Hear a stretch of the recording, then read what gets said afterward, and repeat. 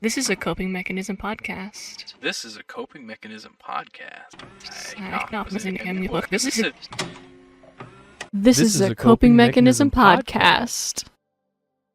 Hello, one and all, and welcome to another exciting episode of This is a Coping Mechanism podcast. I am one of your hosts, Ted, along with my wonderful friend and co-host, Bessie, and join us. There you go, buddy. Join us in how we cope with this satire life we all live in with movies, media, mysteries, and more. Ooh. Today, we're going to be talking about something very near and dear to my heart. Oh, yeah. Multiple personalities in the movie Split. Why is that near and dear to your heart? Because, one, I think that I 100% wear different personalities, always have with different people. But do you think it's to this extreme of like being diagnosed with D.I.D? No, I don't. I just think, for anyone who doesn't know, if you haven't seen it, there's a movie called Split made by M. Night Shyamalan. Such a good movie. It is really good. All on its own. Yeah, it's a part of this trilogy, but that's not really important. You wouldn't know that except for like the last 30 seconds. Doesn't matter. It is a really good trilogy. I'm not gonna lie. I mean, I didn't like the other movies at all. Really? Yeah. I adore them. I love them so much that when I watched this for the show, I've already seen it like a lot, but I just went and rewatched. I rewatched the third one, which is Glass. Yeah, which is Glass, and then I started watching Unbreakable while I was working this morning. I thought Unbreakable was boring.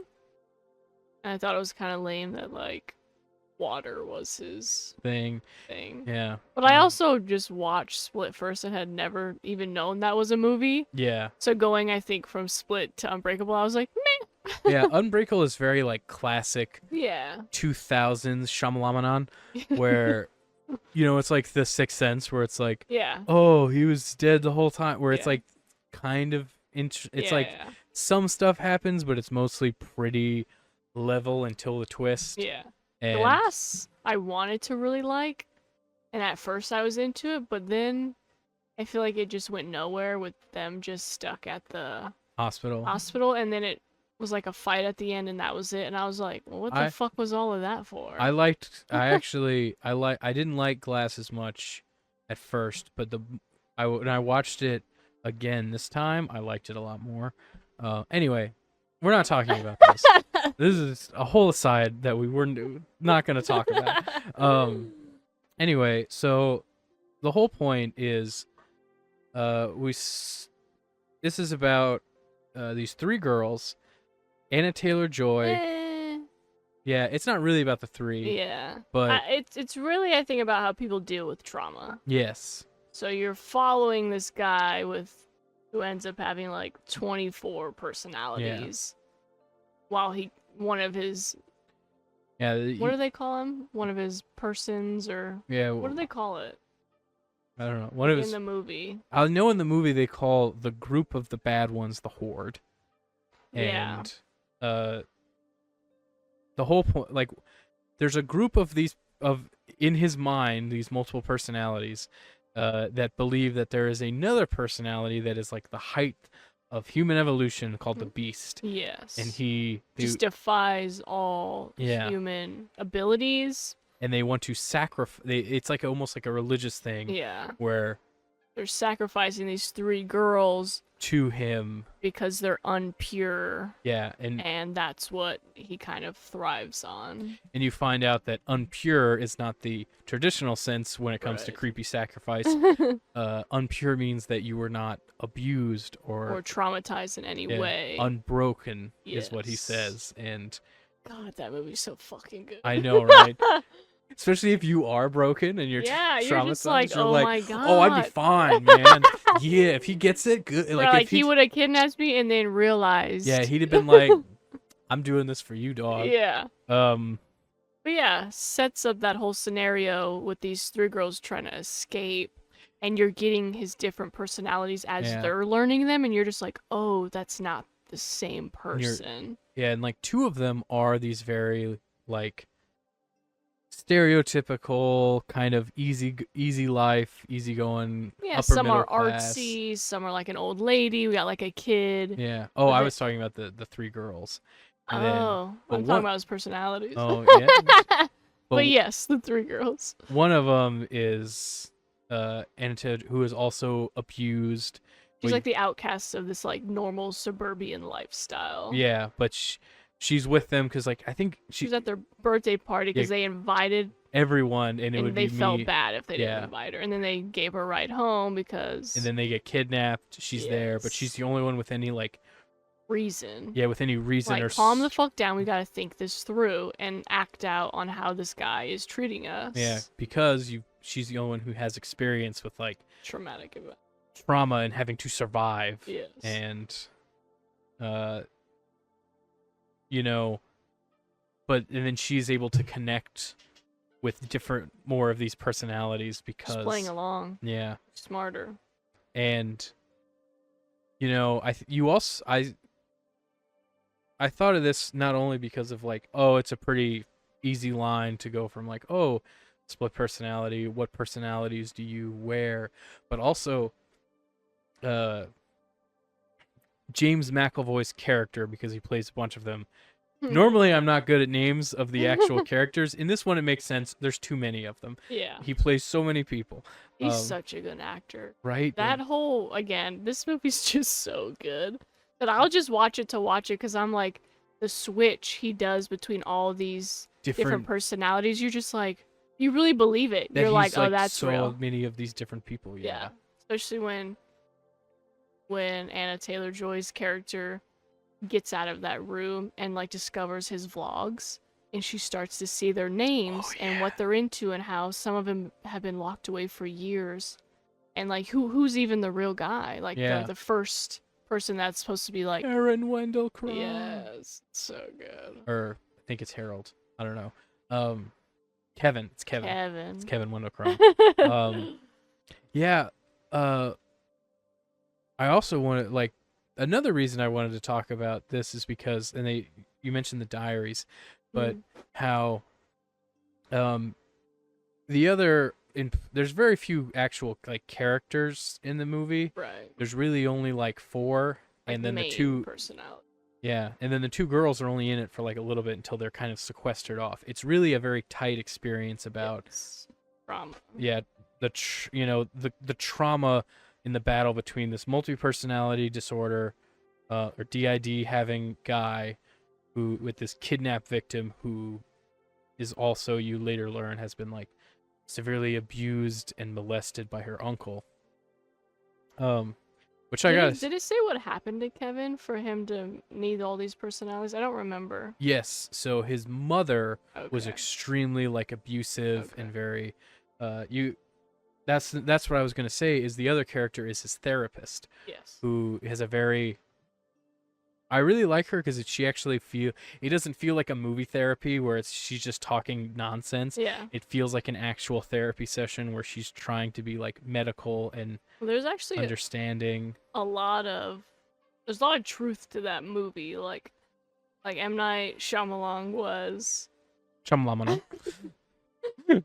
drew inspiration from a man named Billy Milligan, who was the first person in history in the U.S. to be acquitted of a crime based on psychological condition of DID.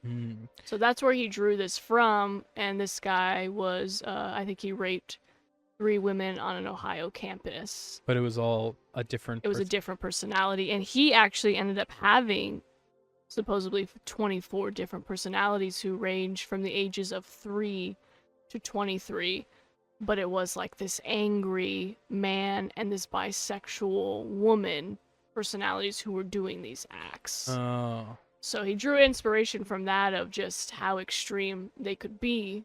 From different... I could see that's where like the Dennis character comes from. Right. And then that little... Yeah. I loved... What was the little boy's name? Hedwig. Hedwig. Yeah. He was the best. It was just like, you guys are going to meet the beast. I just ate a hot dog. And you're like... Are you lying to me? With a little lisp? Yeah. Did you lie to me? It was so I love good. Kanye. He's my man. oh, and he just like, yeah, it's my window. Look, and then it's I know, and open. it was a fake Now it's window. closed, and you're like, oh my god, did you think it was a real window? So yeah, drew inspiration from that, but also there's a documentary called Crazy Not Insane on HBO, and it's a psychiatrist also following these people she believes has this disorder, and a lot of doctors and psychiatrists still to this day do not believe that's a real thing, and I think that's kind of crazy. Yeah, I didn't know that until I watched this movie, and I was like, Because she even does a little thing with her little like yeah, speech, and they're like, "Oh, we don't believe in that." that was like a big part of his character, is that they don't believe that it can be that one, this DID exists, but also it doesn't have the same, it doesn't have the same like physiological effect. Right. Which that was another point I wanted to bring up, where like, you know, they show it in the video diary scene where one of them has diabetes. Yeah. She has to take like insulin, and apparently different IQs, glasses. yeah, and that's where I started looking up. I was like, oh, that's the part that was dramatized for the movie, was that Right. people don't believe this exists. But that's true. Like, a lot of medical professionals are like, they say, oh, it doesn't exist, and they don't even address. Like, it's all fake. Yeah. All made. And I mean, I know there's doctors and professionals out there who maybe just don't specialize in trauma, but I don't see how anyone could really like hear what someone goes through and how horrific it is, and really not almost like expect that. Yeah, and Like, to me it makes sense. Like, we already talked about we all disassociate, and that's so normalized now. yeah, But now it's like, oh, you can't dissociate that far, and I just don't believe that. yeah, like, are you telling me that you can't dissociate, but yet still have like a part of you that's running an autopilot Exactly. of dealing with the world? Right. And I really liked that part of the Dennis character, who's kind of running the show for the most part, as He's got like OCD. Yeah. He's kind of. and they talk about how when the therapist is like makes him actually admit, because he's pretending to be a different personality, Yeah. because He's part of the. he's the board. rapey one. Yeah. Um, Yes. and I connect. This is not a good line, not the rapey part, but he talks about, to the therapist goes, when did you come into being? Yes. And like, why did he need you? yeah, and and then he explains, he was like, the mother was very abusive, and we needed to protect Kevin from the mother, and one of the easiest ways to not get her, for her to not to pay attention to us, was if everything was clean, if everything was spotless, if everything was perfect. Right. Then you wouldn't, you were there, Kevin was less at risk for the abuse. Exactly. And so he came into being to make sure everything was perfect. Right. And I was like, you know, it took me back to when I was a kid, obviously in a less extreme sense, but I remember when I was a kid, my dad would be like, he would give us he would like give us something to clean, but he would pick like one thing, and if that, like a speck on the wall, a piece of something on, you know, here or something like that, and he would like scan a room, pick a thing, and be like, do this. And if you could, everything could have been done perfectly, but if that one thing was still there, set off, it's like you did nothing, you right. know. And it was just, and I thought to myself of like, oh, like, how far away were you from like needing that level of protection? Yeah. Same with like my mom, you know, where, and like, I remembered acting differently with them, right, because there was a different if you behave differently, like, things could work out better. Yeah. And that's still, like, I use that skill to this day, so do all I. the time. I think we all, in a sense, have a mask or different personalities we use in the appropriate setting to either make ourselves more comfortable or for someone else. Yeah, like, have you ever heard of the term code switching? Mm-mm. It's a term my friend Andy taught me about. And if you have heard the term code switching, you probably know what I'm about to say. Andy's black. And it's basically of like how they would act normally versus how they would like they put on like their white person voice. Yes. And yeah. like their white person persona when like Right. in a different when they're in like a different environment versus or when they're talking to like the old members of their family Right. and all that. And whenever he told me about that, I was like, "Oh, I do that." And he was like, "I don't think so." And I was like, "No." I was like, "I know a lot of like redneck people. Mm-hmm. I know, some more professional type people. I know how I talk to older people, younger people, how I Yeah. talk to and I was like, but it's not even just of how you speak. It's almost like you take on a different Like your personality. demeanor. Yeah. Yeah. It's a whole different personality of and I think that's where the difference comes in versus like DID Of versus course, yeah. That extreme of like you have no control. yeah, where it is a different person. Yeah. You are behaving in the sense of like a different human being. Right. Um Without being aware. yeah. I can go into work and I am very professional and I put on this professional gown, not literally, but Yeah. figuratively, to where, I have some older clients that I don't cuss around. Or, I can't talk about the crazy weird shit I'm watching because that's not what they relate to. So we all do it, and I'm sure they're like, "Oh, Bessie's so nice and kind," and I'm like, "Yeah, I'm right," but like, this is not who I am. Like, I'm getting this, paid to do this. right? I'm not like being myself. There's clients I can do that with, but even then, I always maintain some level of professionalism. You keep some of that rope between them. Right, the face of "Hi, how are you?" The smile, the "Oh, I'm fine, nothing's wrong," even if I'm not having a good. You just have to, Yeah, I had a friend who was like a roommate for a while, and I remember whenever he was like gonna move in, and he was a coworker. I'm not gonna say his name, but he's a real nice guy. But the reason why I was with another friend, and he came to me. He was like, "Hey, what do you think about this person?" We were all working together, and I was like, "Oh yeah, he's very fun. He's very nice." And I was like, and at work, very like attention to detail, clean, all this stuff.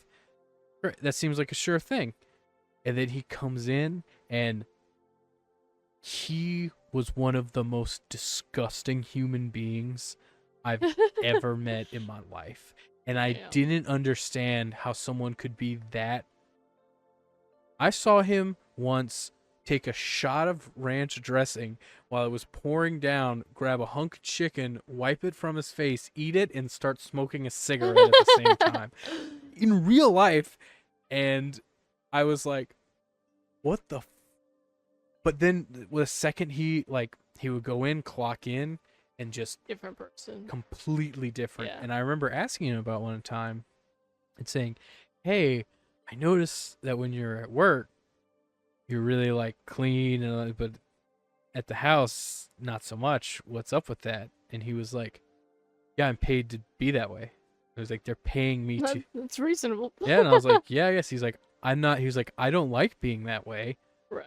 But that's how society expects me to. Yeah. Be at work. And then I was like, "Yeah, but you're like you're also like kind of rigid and yeah." And he was like, "Yeah, exactly. He was like, there's a difference between and I think that most normal people, that's what they have at most. They have like a work persona, definitely, and like a home persona. Yeah, that's it. Yeah, and it's like you act one way professionally and one way the rest of your life. Yeah. Maybe you have a way you act with your family versus when you're out with friends. Yeah. But it's probably not all that different. Right. But I don't know about you, but I act wildly different with different people. And, in some instances, it's almost like a survival mechanism. Definitely. Where like it's like a scan where I'm like, I'll let someone talk a little bit, get an idea, and be like, okay, this is how I need to act with this person to either like get in good graces, have the smoothest social experience. This is how you have to act. Right, for sure. And I remember we have a mutual friend. Me and you? Yeah, me and you. And who is it? I'm not gonna say their name just in case. Yeah. Oh, okay. Um, I was like, I at least gotta know who we're talking about. and he had a grandparent who had some mental troubles, and he's they were manic. They kind of had episodes and all this stuff. And I remember one time I was with them, and he started having one of these episodes, and then I started talking to him, and then he calmed down, moved on, and then later the friend came up to me and was like, "How the fuck did you do that?" And I was like, "What?" It's like, no one gets them to calm down. No one gets them to, like, you have to grit your teeth, surface, and get through the episode. And I was like, nah, man, I was like, you got to know how to talk to someone like that. And I was like, I've been talking to people like that my entire life. Yeah. You're like, all they're looking is you analyze what they're talking about. Adapt. You adapt to your side of the conversation being an agreement, but not a submission to that. Right. And then once they feel that they've been heard, the pot starts boiling down. Right. And then they're fine. Yeah. And I think a lot of that was, you said a coping mechanism to survive. Yeah. Shout out to the name of this podcast. But it's true, like, even in the sense of, like when I grew up, I could tell my dad's mood by his footsteps. And I knew how to not be in the room. I knew how not to get in the way. Just the same way, I try to never make myself a problem for my mom so she didn't have more on her plate. Like, we all adapt in these ways to be like, okay, how do I navigate through it? Where now I really only have to do it through work. And it's even barely that because I've had all my own clients. But I still have some that I'm just a little bit more professional with because, just how you have to be. Yeah. But even then, like, I'll tell, like, a crazy story to one of my clients that I open up to, and he's like, I can't even imagine you doing that. I'm like, yeah, it's because you don't really know me. Like, you really just know work, Bessie. Not that I'm out here doing crazy shit, but, like, you've already made up a perception of what I'm like, probably with my friends or my partner or whatever, when I may be the opposite, because you don't really know me in that sense. I just put on this nice, enjoyable experience for you to get a haircut for.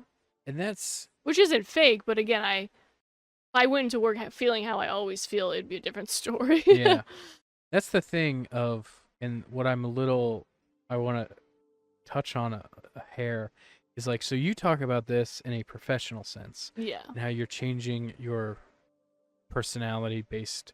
Just because my work is so intimate. Yeah. If I worked at a desk job, I'd probably just go tell everyone to go fuck themselves. Yeah. Like, but I'm getting not. Work done. Yeah. But, like, you talk about it in a sense of, like, oh, they don't know the real you, and that's because you are. It's like you're putting up an act. Yeah. But the question that I pose to you, and that I think also this movie poses, is when is it not an act and it's just an aspect of self?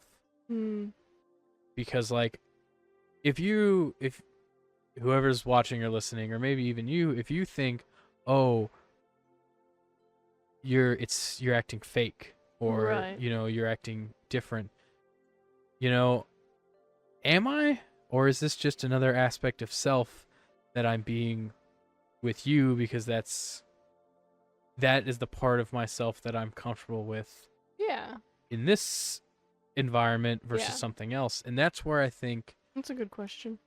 I don't know if I have a problem, which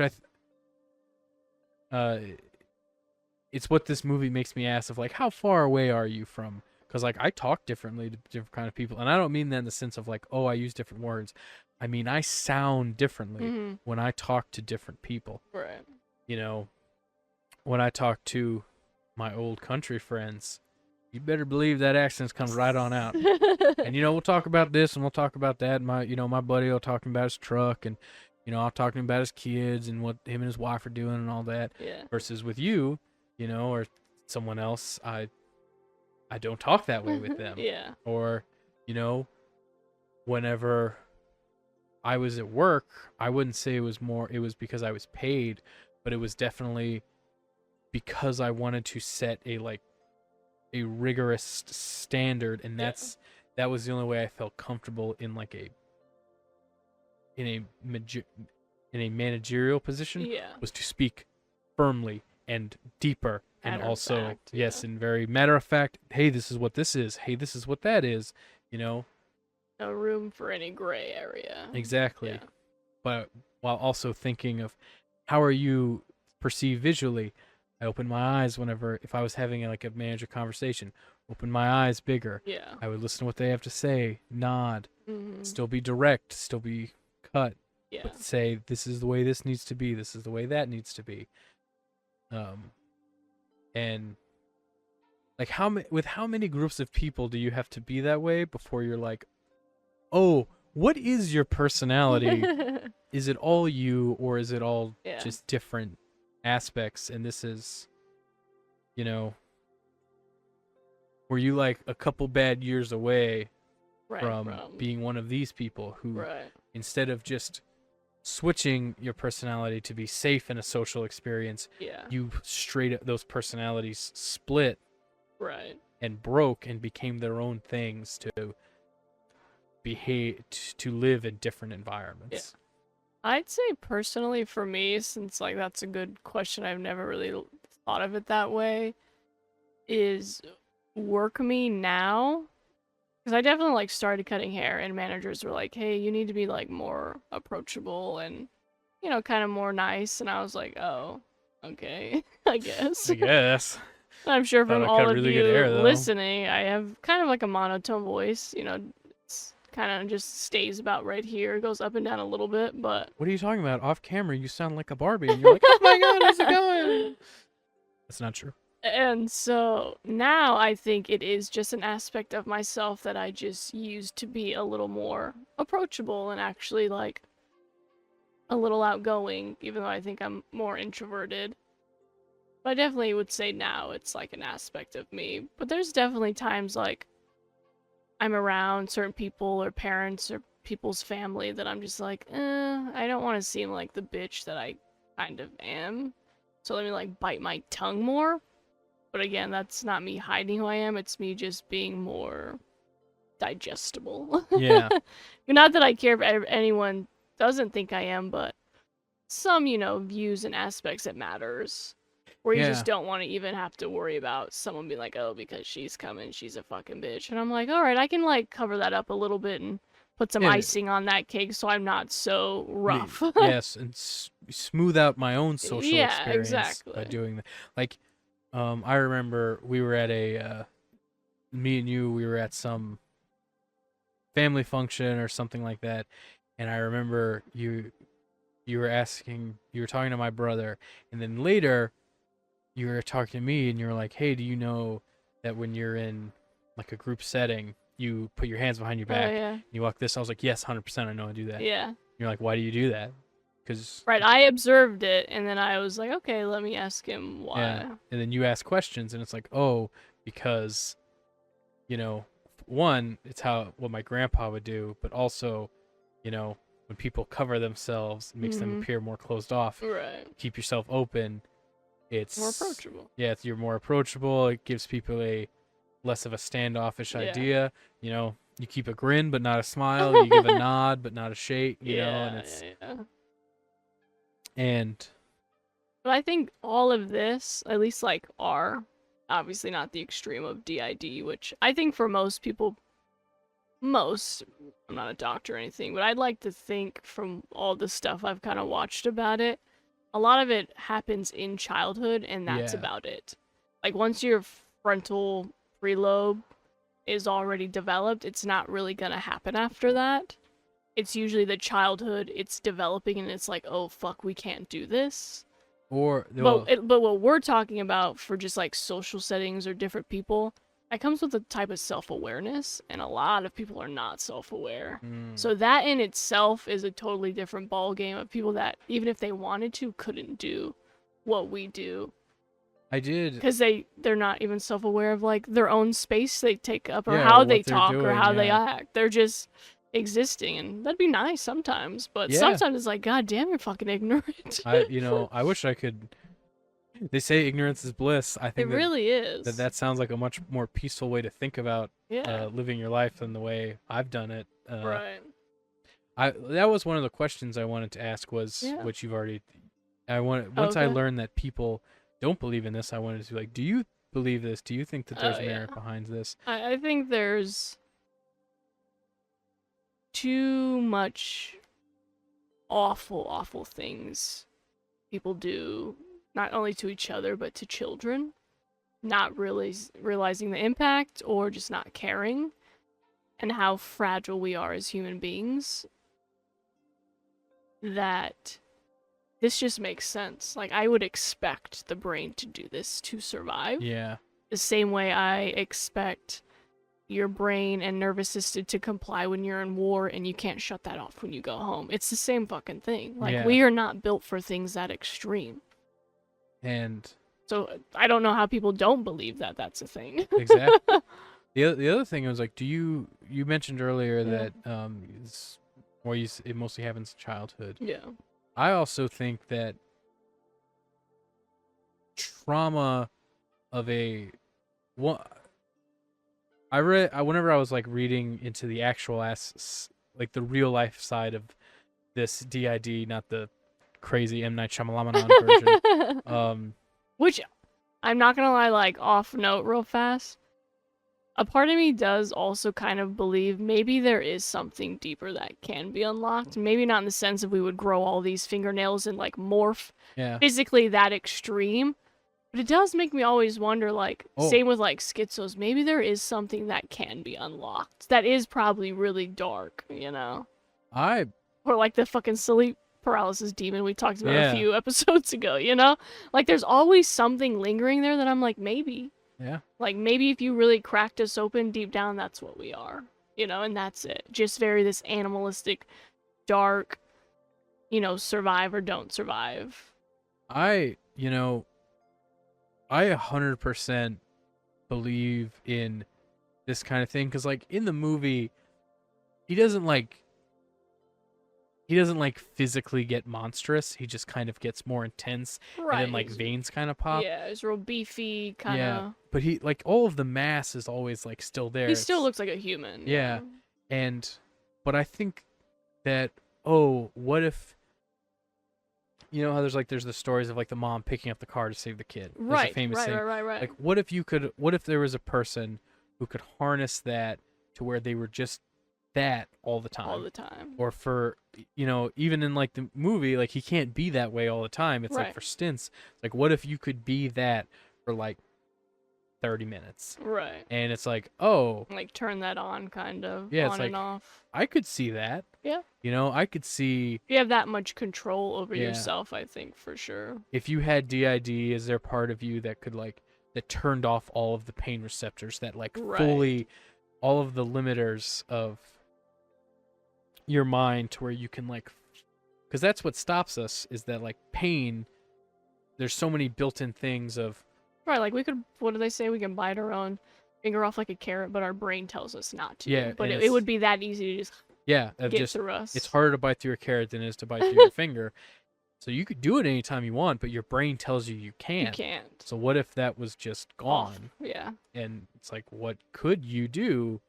And do you think that in itself could possibly be an aspect for people who are like psychopaths or sociopaths where they don't have any of that feeling, even emotionally, that they could maybe turn that to physically? And I think it's not that they can, it's that if people like that, they can choose not to notice it. It's still there. Because they're the ones that like in my opinion, psychopaths or sociopaths, they're the ones we think are all normal guys or people because they can fake being this charming guy when they know I'm self-aware enough that this charming guy is an act and I'm actually like ruthless underneath. Even they can put on that act for a long time, but then you start to see it slip, Yeah, and then I think if you had that level of self-awareness, I think you could get to the point where you would still have those limiters, but you could push past them. Yeah. And like Push push the past boundaries, pain, yeah. push past like physical limitations to where,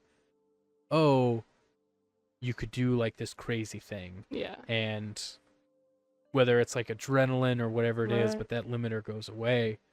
And again, now we're getting into like more of the super side of this story, but I think that it is. But I think having 24 personalities is like a super extreme or super anything part of the human psyche. Like, that's crazy. I brought this up, but we kind of went on a tangent, but I did want to get back to it a bit. But yeah, but do you think that you could also develop, maybe not to this extent, but a split psyche as an adult, whether through like physical trauma of like a brain injury? Because whenever I was doing research, there were some people who like had a brain injury. Gotcha. There's the famous one of the guy who had a railroad spike through his head, whose personality changed completely. Have you ever heard about that guy? No, but I've heard of incidents where someone hurts their brain or their head, and they become they change. Totally different person. I believe in that for sure. But also, I think that there is a mental trauma that can affect this. We were talking about in the last episode, the Gypsy Rose, and how the man who she talks to, who ends up killing her mom, he talks about an other who does it. Do you He'll think do the act? Yeah. What if by mistake or by something you kill someone else, and the only way you can rationalize it in your head is by telling you, oh, another person did it, this other aspect did it, this other part of you did it, that's not you, they did it. And that, instead of, if you didn't deal with that trauma, what if it snowballed and it kept rolling, and like, you know, mind over matter, you just kept telling yourself it was this person. You know, this person did this person did that, you know. Because that's, I've seen a lot of criminal cases where they're like, oh, where like rapists, they talk about, that's not me, or, you know, someone else, like, they wouldn't do that, and it's like, oh, well, it's not, there's part of me that's that. It's not me, but it's part of me. And then you look at them and you're like, no, that's you. Right, you did that. Yeah, you did that. Yeah. And no, I definitely think in that question, the aspect of, I think actually all of us are pretty capable of doing heinous things, but we have a conscience enough to be like, that's not right. Or like the Nicholas Gypsy's boyfriend. I guess I personally think that I think if you're really switching personalities, to me, it sounds like you really wouldn't remember. Yeah. Like, you wouldn't be that self-aware because they're not really talking to each other. So maybe it's more like schizo, where like you're hearing voices you think are maybe yours, but they're in the back of your head, you know, like a familiar voice. But I do think most people just use that as an excuse of like, oh, that wasn't me. And it's like, that's not good enough of a answer. Yeah. You know, like, I think we all could honestly do, from as simple as like when I walk into my mailroom at the apartments, sometimes Amazon's lazy and just leaves people's packages out.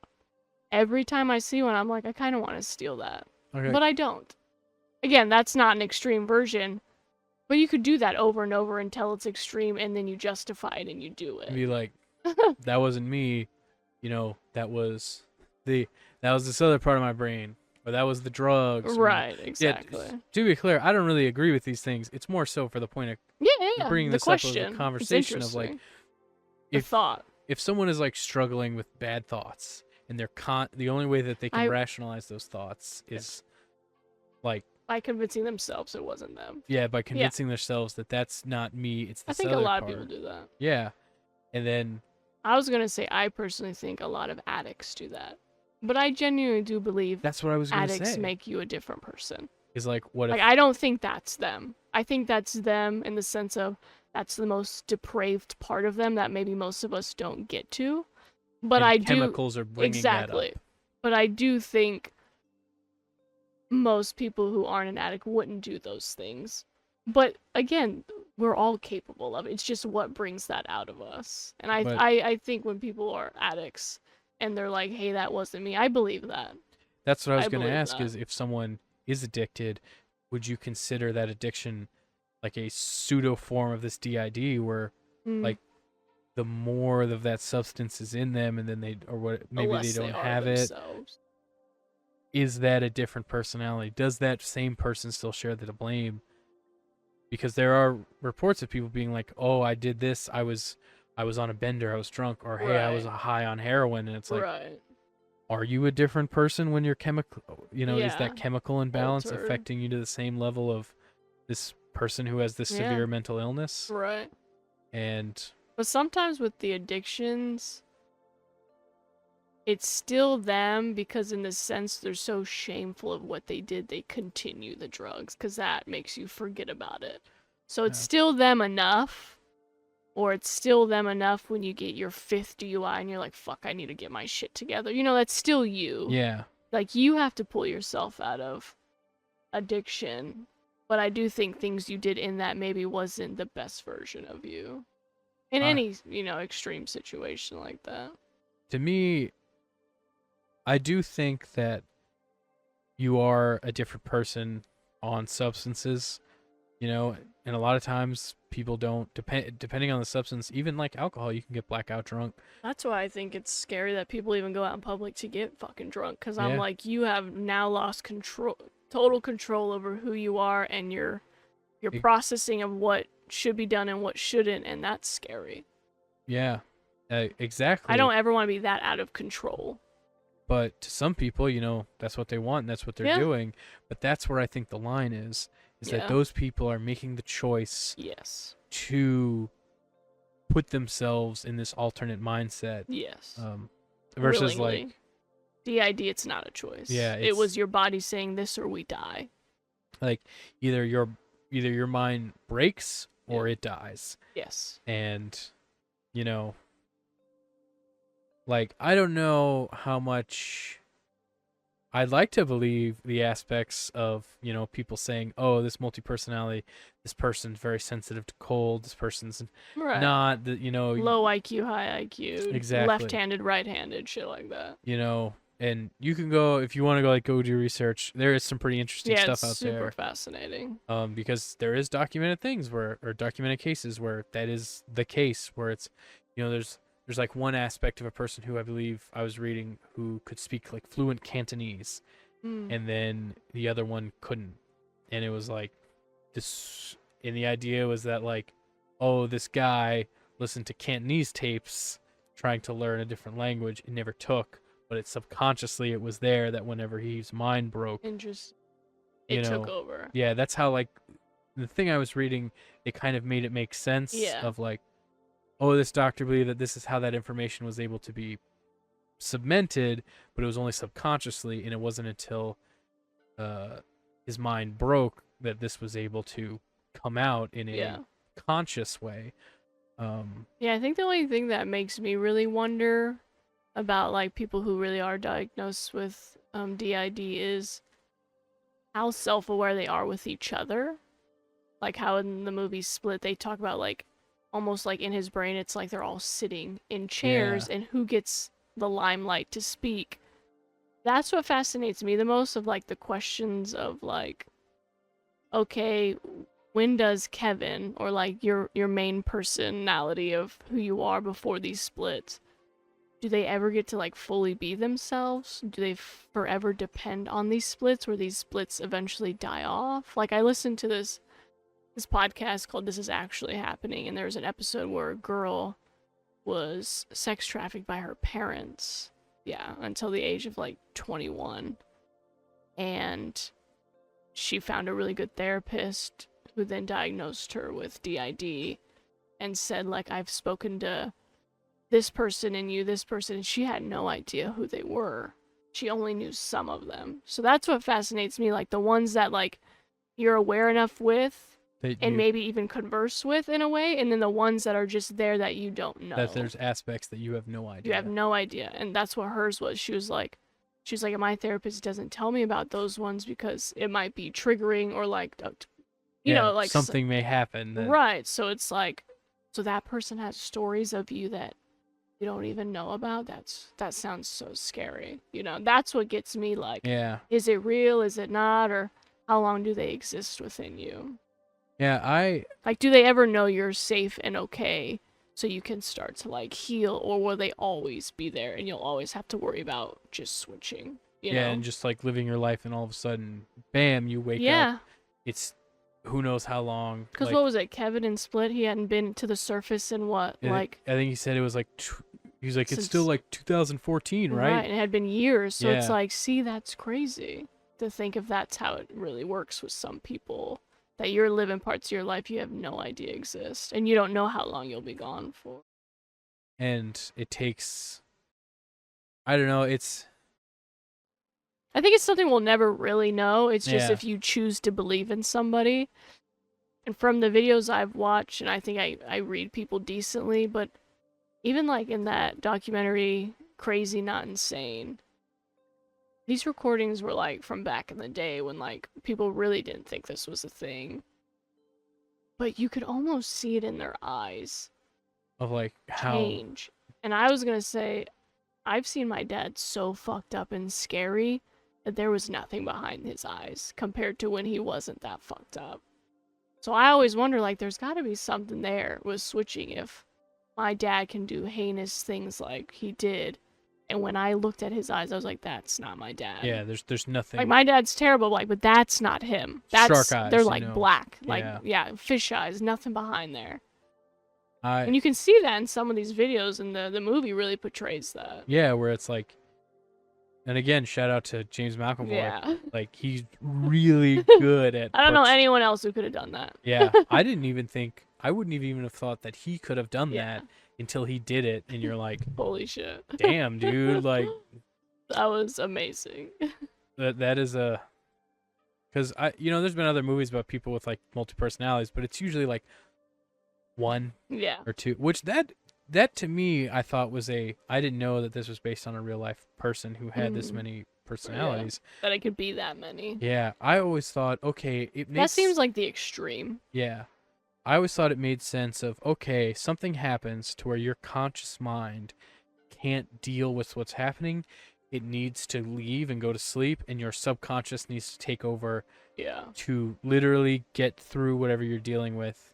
And then, okay, maybe that kind of compounds into this, maybe not fracturing, but a development of the subconscious mind to being on par with the conscious mind, to where it is almost two different people. Yeah.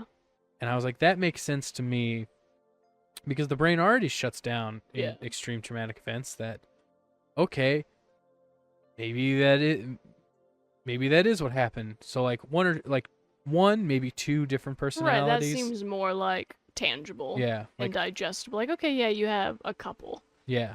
But when it's getting to like the 10s, 15s, 20s, that's like, holy fuck. Yeah. I don't even have that many friends. Right? Like to be that many different Let people. alone anyone who are that different, you know? A lot of my friends pretty similar. If it was like the people in this movie where it's like, oh, we got a professor, we have this fashionista, we have a kid, we have an OCD guy, we have this like creepy British woman, you know. Right, but then you think, okay, why did you need all those other ones? Yeah. But again, what do they say? We like barely access how much of our brain? Yeah, it's like, so it's like, okay, maybe that's what would happen if we did. Yeah, maybe it's like we have there's enough room there. Yeah. That if you could break off, there's 24 of them, and I think it's we only use like 1 to 2% of our cognitive ability, and it's like, oh, all right, you brought that to like 20-ish% with these with these aspects of yourself, and they're not even all awake for really all that long, so it's not even like a full that much of a percentage. Maybe. Yeah. I'm not. I also am just someone to believe someone when they say it. Like, if you told me, hey, I was diagnosed with this, I'd be like, okay, like, I believe you, you know? Yeah. But I know there's people that do it for attention or clout. I've seen, like, YouTube videos of people like, oh, yeah, I switched, and then they're kind of like, that's so Raven. Oh, yeah, and I'm like, maybe I don't believe that, since you're, like, putting it on this platform. I feel like people who really suffer from that maybe aren't just trying to like grab attention from it because it is something so not well, Yeah. respected or believable. But even back to like the drug stuff, like I've never known my dad not as an addict. I don't think my mom has either. So I always wonder, like, has that part of him died who he like really was as a kid, or was his childhood also traumatic to the point where he never got that? Like Yeah. it's so interesting because he's It's like, been an addict for so long. who is the actual person underneath it. behind?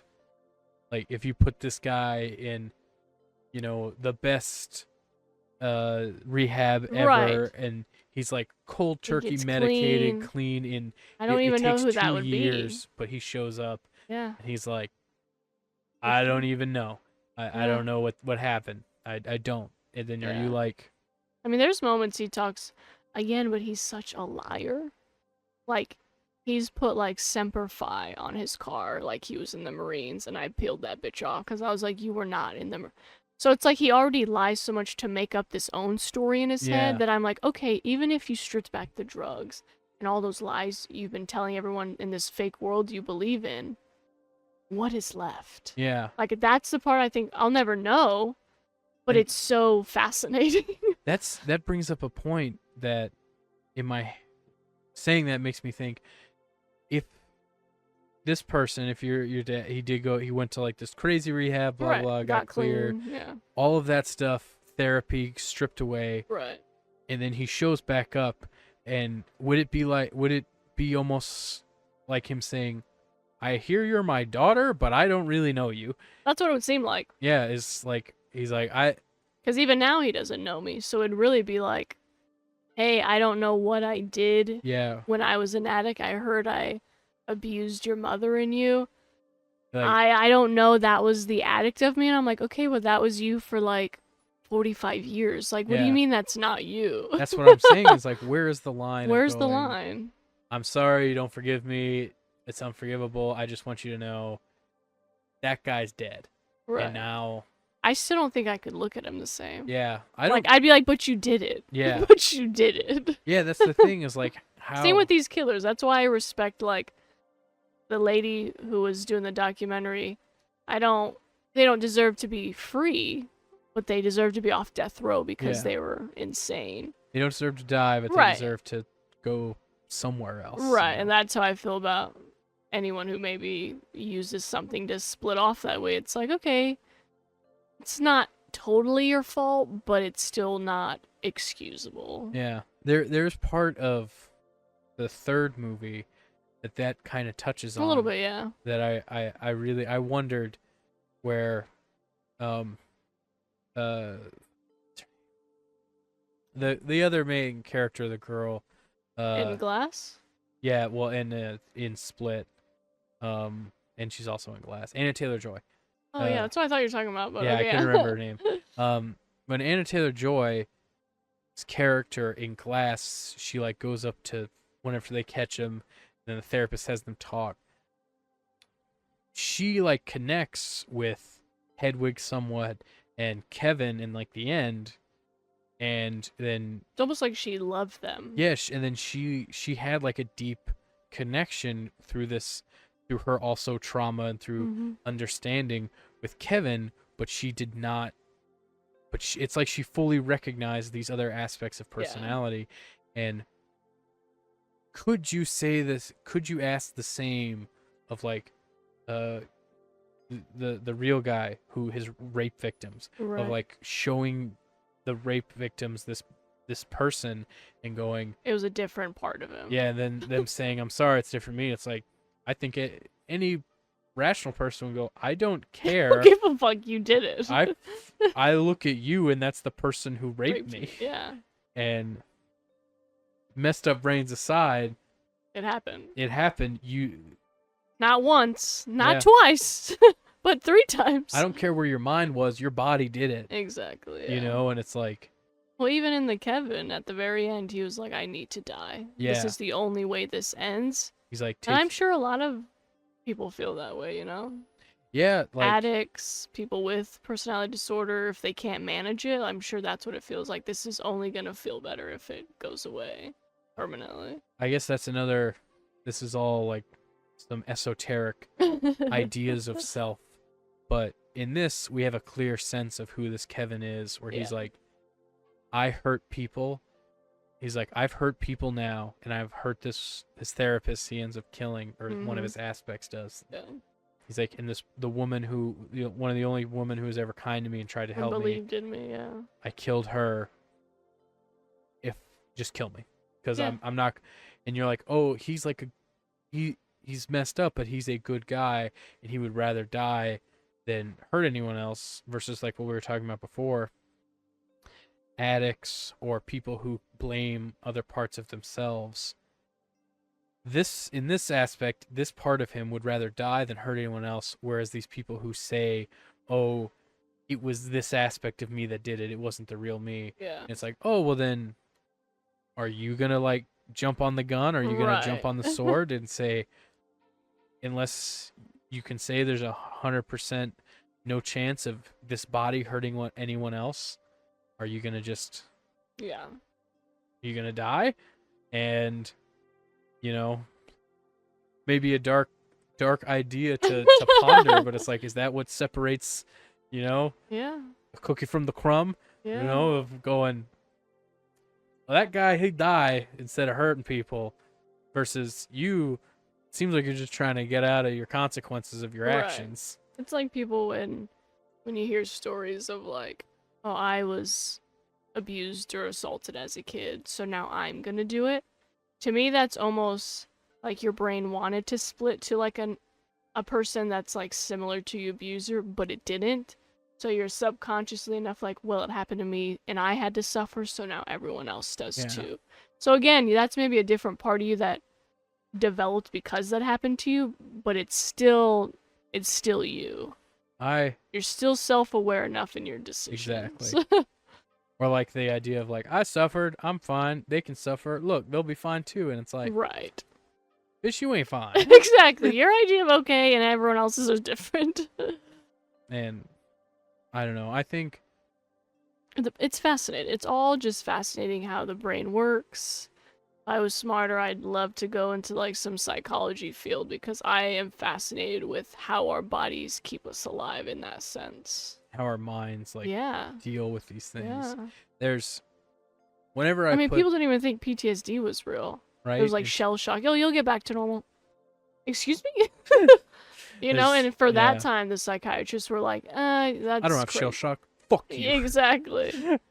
And it's... So again, it's always been this way. We've always had to cope some way. We just now actually have proof and science behind these things. Yeah, of going like, okay, here's a detailed image of a brain experiencing this episode, and we can physically see... Look how different it looks. Yeah. Here's this part firing off where it wasn't before, leading to this behavior. I want to get my brain scanned so bad. They're so expensive, though. Just want to take a look in a brain reading brainbow. Yes. Whenever I put this topic forward, Split just seemed too appropriate in its title to do, but I originally wanted to do this over the Joaquin Phoenix Joker movie. Oh, interesting. Because that is a very big aspect of that movie too, is he has like, he has Arthur, who's like this very like meek, kind of down on his luck party clown, versus as he starts to go crazy, he kind of puts himself more as the clown rather than Arthur. And then what really disturbed me about that movie is that unlike this movie where it's put forth in a much more fantastical sense. Yeah. They use real aspects of people to make you feel like it's real and crazy in a way that I didn't know was common until I watched that movie. Or like, I don't know if you've seen it or how much you remember of it. But... It's a great movie. I've watched it a few times, but it's hard to rewatch because it's so heavy. And so disturbing. And I'm just like, it's not even the parts that I care that he like kills people. Yeah. It's those moments where he like is on the bus and he's laughing and that mom's like acting like he's a freak, or Yeah. like this CPA adult lady is like, I can't really help you. And you're just like, yeah, why would he ever get better? Like, there's nothing here helping him. Yeah, there's nothing he can do. Yeah, Or, in that like- sense, it's hard to watch. Of like, you just see him deteriorating in a different way. Like that you said is so real life. What messed with me a lot was like his image. Like he pretends and has these visions of how his life turns out or would turn out. Yeah. Like him going on the late night show Yeah. before he actually does. Like he has a full vision of how it plays Yeah. out. And I'm like, I've done that.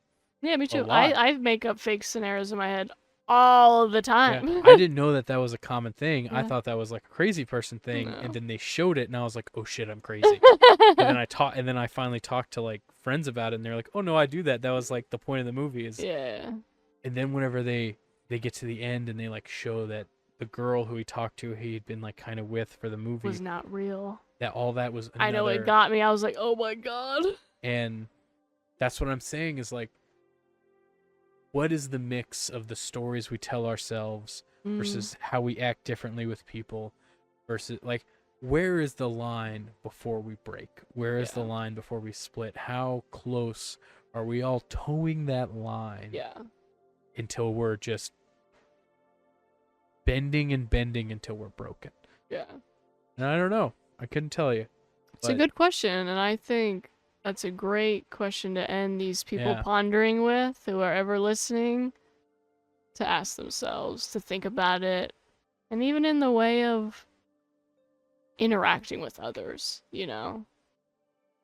It plays a big role. Yeah. I hate that thing of like, oh, be yourself. Why be yourself when you can be someone else? Literally. Anyway, well, thank you all so much for listening. Thank you for watching. Please check us out on YouTube, Patreon, wherever you listen to our podcast or podcast services. Share us. Something free you can always do if you cannot contribute to Patreon. Leave a review, put it on your socials, send it to a friend. Always appreciated. Very much. It helps. Yeah. It's something so small, but it helps us. And, you know, I don't need to eat, but look at her. She needs it. For Give $1 a $1. day. For $1 a day, you could feed a Bessie. Oh my god. You guys stay safe out there. Stay safe. Bye. Bye.